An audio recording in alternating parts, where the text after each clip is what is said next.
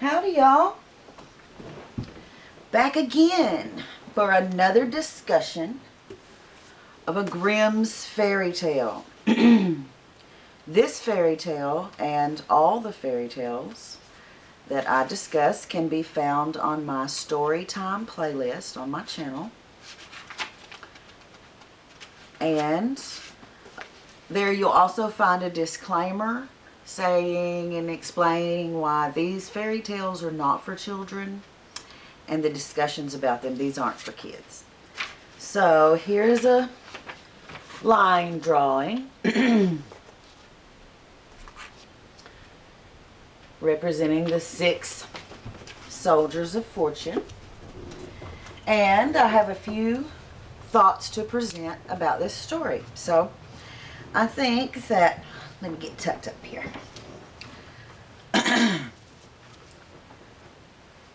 This story is another example of repetitious cadence. The way that it's kind of sing-songy and repetitious is so it can be remembered and passed on before it was written down.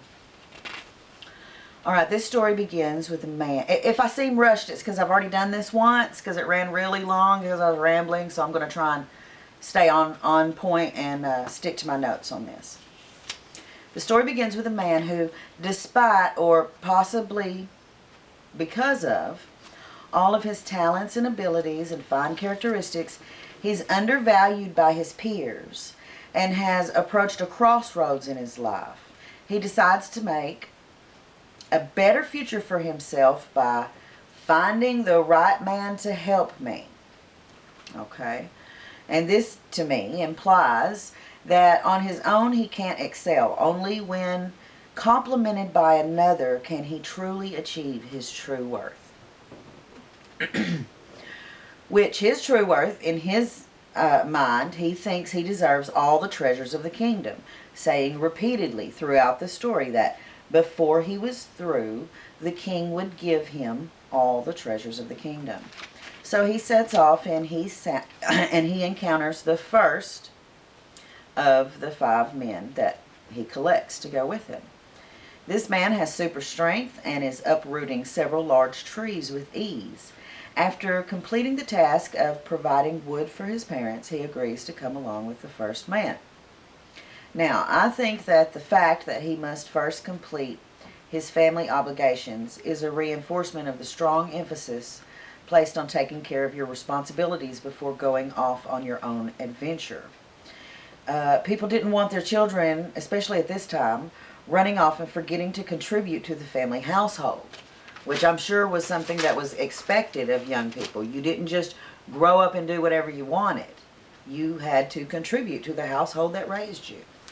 And I think it's telling that the first man he meets that he wants to come on this adventure with him has to complete a task of responsibility towards family first before he feels justified or allows himself to accompany the first man on this journey.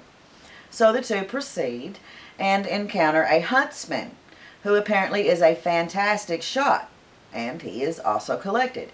Each seem quite willing to go with the first man, and they seem not to be able to take full advantage of their own, obviously pretty awesome talents. For example, the huntsman's just hanging out shooting. There's a fly a mile away, and he's going to shoot it in its eye. He's going to shoot it right in its eye, you know. That's no good. He's just bored. He's just killing time, you know. The guy collecting wood, you know, he's got enough strength to do amazing things. He's just collecting wood with it. So the huntsman agrees to go. The 3 proceed. They come to 7 windmills. And the windmills are turning, even though the wind was not blowing. Okay. There's a couple points here. I don't really want to go on too long about it, but 7 also is a number that you'll find in fairy tales over and over, along with 3 and 7, also 5 and 9, but I don't really want to go off on that too much. Maybe do another video on the numbers that you find in fairy tales, reoccurring numbers. But also windmills seem to represent a borderland when you're going from an uninhabited wild wilderness and you encounter windmills, then you're probably entering a kingdom. So they usually represent a borderland. So the 7 windmills that are turning, even though the wind is not blowing, and they find this curious, of course, but a couple miles later the mystery solves itself as they find a man sitting in a tree blowing out of one nostril. And, of course, they ask him to come with him, and he agrees. Apparently blowing the windmills isn't like a job or anything. He's just doing it to pass the time. Another example of not taking full advantage of this super amazing strength thing. They go on and they collect the super fast runner who can remove his leg. Very odd. As if if he didn't remove the leg, he would go uncontrollably fast. This character is especially odd to me, as described as strapping his leg on and off to adjust his super fast or regular speed. Another example of how fairy tales are just like flat out, here's how it is, accept it. This man straps his leg on and off. That's all you get. It's not like a magic leg or wooden leg. I mean, he runs so fast, if he didn't take his leg off, he'd run too fast. Okay. Each man, when collected, is greeted with the comment that they can stand against the world. Over and over, this refrain. And finally, they meet a man with a hat whose placement on his head can cause weather phenomenon, freezing cold weather. So, of course, the first man says that the 6 of them can now stand against the world. And they set off with no actual specific goal other than to make their fortune. So they just wander around until they hear about a king that has let it be known that whoever beats his daughter, the princess, can marry her. Apparently she is a fantastic runner. And if it was a normal, not superpowered human being, it would be impossible for them to beat the princess running. She is a gifted runner. So essentially, if you win this race against the princess, you get to be Prince of the Kingdom.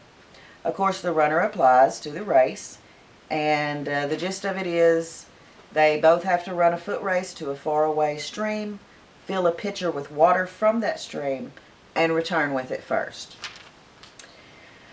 So, of course, you know, he runs and he wins.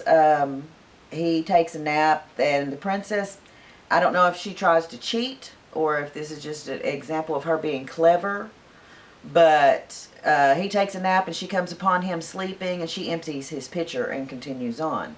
And when he is awoken by the huntsman shooting a skull out from under his head that he's decided to take a nap on,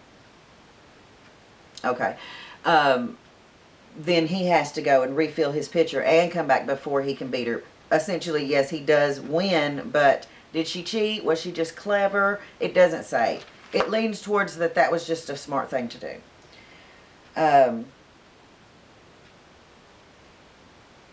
And to me, okay, him taking a nap in the middle of the race, it strongly reminds me of the tortoise and the hare fable. And I've always thought it was a really odd, really strange premise to have one of the participants in a race just decide to take a nap.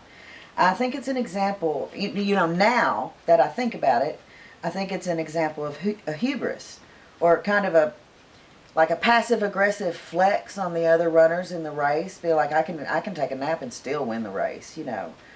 But as a child, this kind of story, like the tortoise and the hare, I found it so puzzling. I could not understand why a participant in a race would take a nap. I couldn't understand. So he wins her hand, but the princess nor the king are interested in having her marry him. So they plot and they plan, and they decide that they're going to burn them up in an iron room. Apparently they have an iron room designed for the purpose of roasting people alive. Okay? What kind of person has such a thing? An iron roasting people alive room. Okay? Makes me wonder if the race wasn't like maybe a trap to get suitors that they could kill, like a royal father and daughter serial killers, or, I mean, an oven room? Come on. I'm just saying, an oven room? Of course, the man with the little hat, he moves it and it makes it cold in there, and the king is mystified, and he offers them as much treasure as you like if you'll just go. If he'll relinquish his right to marry the princess and just go, he'll offer him as much as he likes. So it was agreed he could have as much gold as the strong man could carry. The super strength of this man was unknown to the king when he agrees to this, and a huge sack was made. The strong man carries off an impossible amount of wealth, all the treasures of the kingdom, as the first man had desired from the very beginning of the story. So leaving with the bag, the 6 men are set upon by the king's army. He was mad and wanted his stuff back. The army was easily defeated by the man blowing with his nostril, but strangely spares a brave man with 9 wounds. Again, not the number 9. He would not humiliate that man by blowing him away with the other men, and he sets him down gently, at which point the king recalls his troops and lets the 6 men go on their way. The story concludes with the 6 men dividing the treasure and living contentedly for the rest of their days. Okay, there's a little bit to unpack here. I'm going to try and get through it kind of quickly. On top, this story seems to be a tale with a rather obvious moral of each person having special talents and how cooperation and teamwork can help you achieve things that you wouldn't normally be able to do on your own. I feel that this story has strong military undertones, often referring to someone as having served or as being a veteran, the main character having been sent about his business with 3 farthings and his discharge. And this being he was very dissatisfied with this, like he was not receiving his full worth. This feels like a man's story. It's not your typical princess in a tower tale. To me, it has a whole different feel than most fairy tales. I think this is a tale about men who, after leaving military service, have a hard time reintegrating into society. These men were happy when they were in the service. They were satisfied. They had a rank. They were part of a team. They could perform well in a unit. Then, they were on their own.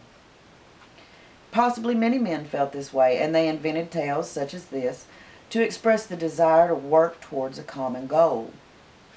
Although they essentially tricked the king out of his treasure, they didn't lie. Another example of like the princess with emptying the pitcher. I don't think it was considered cheating. I think it was considered more a clever use of a loophole. They simply let the king trick himself with his preconceived notions. They just didn't correct him. They didn't inform the king of their superpowers, but he didn't ask. So it was kind of like exploiting a loophole. So it was not technically against the rules, but it was not really fair play either. The story seems to place a high value on honor, which is also very like servicemen, especially the part where the attacking army are blown away except for the sergeant who was brave and begged not to be put to that shame, alluding to a code of honor among the men even in battle. This story, it feels different than most fairy tales to me. It doesn't seem like a cautionary tale or really a moral lesson. It's more of a wishful thinking type tale told by men who were no longer in the service and they missed it. Because together, when they were together, they felt like they could truly stand against the world. And this story almost seems kind of like a placeholder for a support group for displaced soldiers. Or this is the feeling that I get from this tale, a kind of when we're together we're unstoppable vibe, and a wistful thinking feeling for that time.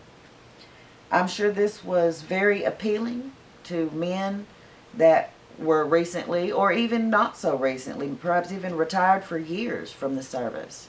And I think that they would tell tales like this around the campfire, and the repetitive nature of it, and it stayed around because it appealed to that group of people. So anyway, these are my thoughts on the 6 soldiers of fortune. I would love to hear your thoughts down in the comments. Thanks for joining me, and y'all know that I want you to be sweet.